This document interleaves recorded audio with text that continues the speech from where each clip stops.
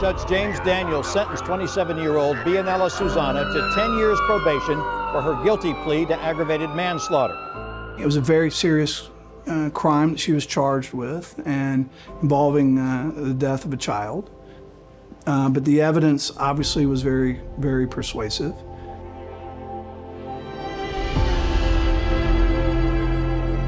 In fact, I ended up giving a suspended sentence. It was a 10-year suspended sentence, and she was placed on probation with the program that was put forward by the Policy Center through their attorneys. And I was able to really see that there was more to it than just the tragic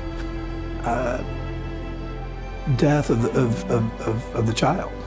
The gift of the Policy Center, and I think what our secret sauce is, that we've spent so much time understanding the mental health needs of our girls. We've spent so much time understanding why their mental health has resulted in them ending up in the justice system, that we can go into a courtroom and argue why they need to be responded to in the community versus locked up. The Policy Center is really the main force that has driven the training for law enforcement in dealing with girls' issues. So therefore, we are leaps and bounds ahead of where we were 10 years ago. My client was a survivor of trafficking.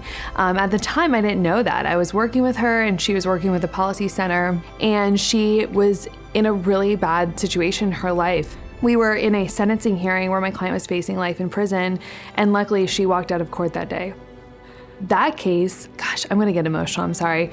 That case really shaped the course of my whole career because I still represent that girl. So we've reduced the number of girls being incarcerated by 73% in Duval County. We have been able to build programs in elementary schools that inform us of what our girls needs so that we can continue to change policies and practices. One of the things the Policy Center researchers discovered is this, that loss, emotional loss, sits at the center of these girls' experience. Imagine being 8 years old or younger, or 10 or 12, and the emotional experience that defines your life is the sense of loss. I was facing a lot of challenges, just overall at home and at school, and that built up, and I let it go in a way I was not supposed to, and it got me into trouble. It had a lot to do with her at-home life, too, that got led up to that happening. I was in a very abusive relationship. I had gotten bad on drugs. She had to go live with her dad. It was just very, very tough, her at-home life. I don't know where we would be without the Policy Center. They were godsend, they really were, because I don't know where she would have ended up if this program didn't come into light. I've learned that who I was back then, it does not define who I am now. That I'm stronger than what I was, and I know that the future holds a lot for me.